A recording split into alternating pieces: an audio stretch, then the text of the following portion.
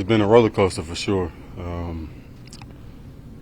It's a weird thing to say, that I'm happy, but obviously it was time for a change, and this whole thing kind of transpired a little weird, but it's at the end of the day, we in a better place. I think that Raiders are in a better place as well, and everybody can kind of move on. But definitely been a roller coaster. It was a little bit up and down and left and right here and there, but we ultimately got it done. What's it like being with Aaron again? Now you're staying with him too. We told us. Yeah. What's all that like? Well, I don't know yet. We haven't played yet, so I don't know. He might not be as good as he used to be. So we'll see. But no, serious. I mean, it's great just being back, being able to be with my guy. Like first and foremost, just being able to spend time with him every day again is something that I put a lot of value on. So just having his company, but obviously having him as my quarterback again. I mean, he was part of why I am who I am and why I turned into the player. Whether it's the cerebral approach.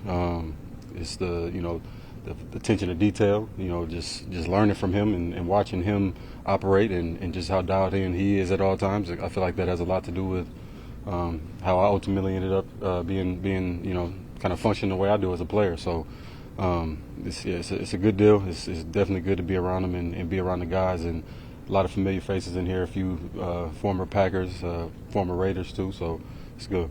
Do you view this as a multi-year relationship, Davante, being here with the Jets, not Aaron, but with the Jets organization? You said a multi-who? Yeah, multi-year, multiple years.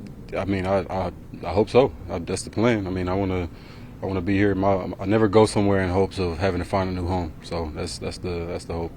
How is the hamstring, and do you think you'll be able to play like a full load on Sunday?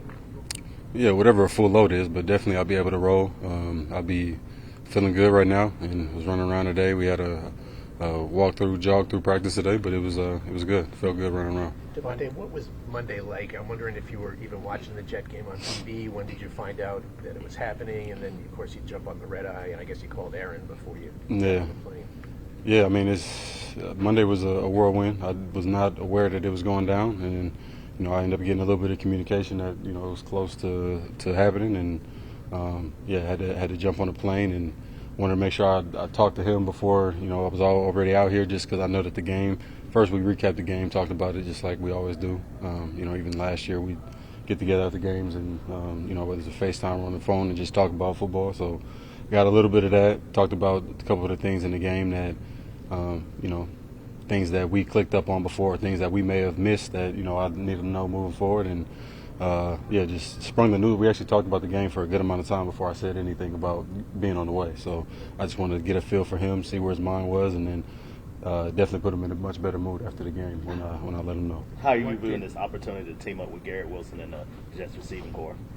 I mean, it's the same as I did, in Vegas. We had some dogs over there too, with Trey Tucker, and it's guys that getting more opportunities now. DJ Turner, obviously Jacoby Myers, and we had a hell of a crew over there, and I was real close with those guys, so definitely going to be missing them. But being able to come over here with Laz and play with him for many years and got a chance to kind of help him develop and to see where he's at is fun to watch right now. And obviously getting in with Garrett. I mean, we talked about this like a little over a year ago of just how we wish we could have played together, just because I'm a fan of his game, and obviously the feeling is mutual on his side too. So here we are now, and we just got to maximize this and take advantage of it. They've obviously had some struggles offensively without you here. How do you think your familiarity with Aaron can help kind of turn that around? I mean, if nothing else, obviously, being on the field and having an impact, myself, production-wise, but being able to talk through some of the things. Like today, was a few times I'm brushing up on the system, which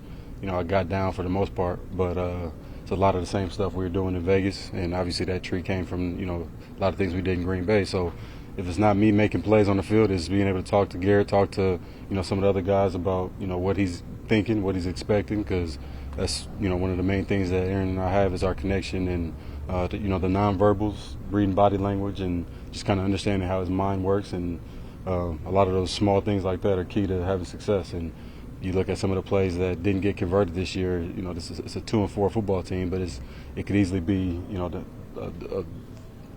many is that? 2-6 games. It could be 5-1 if we did it the right way and clicked up on a few more opportunities that were out there. So they never been far away. I just think that it's a few of the fine details that you got to lock in on, get used to, and hopefully I can bring some of that. How did you get your number back?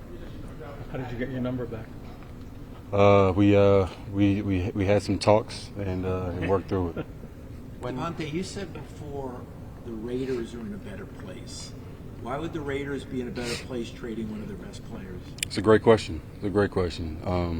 I've actually had this talk with some of the guys, coach and Tom Telesco, same thing. And I said, sometimes if you don't properly, or let me choose my words carefully here. I just think the usage sometimes and the way you go about things and the idea of how you're trying to get the ball to certain people, if it's not working, typically, a lot of the success me and Aaron had is because we were on the same page. And, him and I, whether it was the signal he gave and we changed the play, or knowing when the ball's going to come out, or understanding that just because they're trying to double team doesn't mean you're covered. You can always, beat a safety with the ball. Just because they want to line up and put the safety, and try to play cover too. We don't just shut it down and move on. Sometimes you got to find a way to still make the play work. Because if we're looking for single coverage, in order for me to make a play, then I won't be able to make very many plays over the course of a year, just based off the way I've been played by a lot of these defenses. So I think some of it is get me to a place where, I'm obviously got a lot of familiarity with this offense and with the quarterback, and he understands how I see the game and how I see, the ball thrown and all those things. And, sometimes it can make it easier because the reality is you're looking at the third downs and, looking at the red zone numbers and percentages and all that stuff. A lot of times that stuff goes out the window when I'm on the field, just based off of, their want to take me away. And you're not just going to get these super vanilla looks on 3rd and 3. So sometimes it can make it easier for you to call plays and to execute on 3rd down if you don't have exotic shells and a bunch of weird stuff to look at. How much say did you have in it? Were you able to tell the Raiders, hey, I really want to go to the Jets? Essentially, yeah. That's where it started.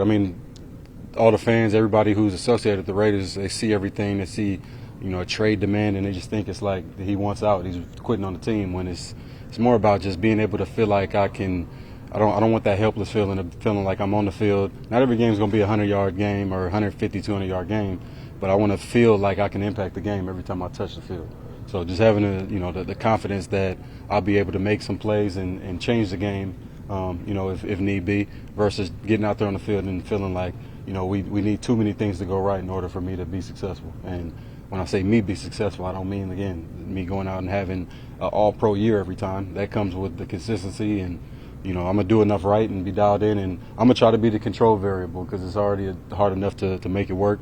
You got the O-line, got to block, ball's got to come to you, it's got to be on time, it's got to be accurate.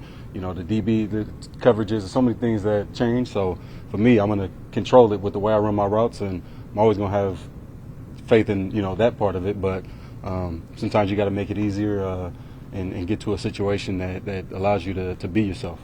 Davante, A couple more? Davante, there's only one ball, and you used to getting 100 times. Mm-hmm. Garrett's used to getting it 100 times. Brees is used to getting it, 200 times a season. Yeah. Allen, Mike Williams, the 1,000-yard receiver. Yeah. How do you keep everybody happy? Defense just got to get them off the field. We can run 300 plays. And it's. At the end of the day, it's like I said, it's not about me going out there and having a 100-yard game every single time. I have a lot of confidence I'll be able to have success in this offense, regardless of the situation, because I'm going to put the work in, and I'm going to, the ball's going to get spread around. We got a quarterback that likes to sling it. So at the end of the day, I think Diggs said it a couple weeks ago, it's a lot of meat on the bone. So we're not going to be sitting here fighting over that. I'm trying to make Garrett better. I'm trying to make Laz better, and, they're trying to do the same for me.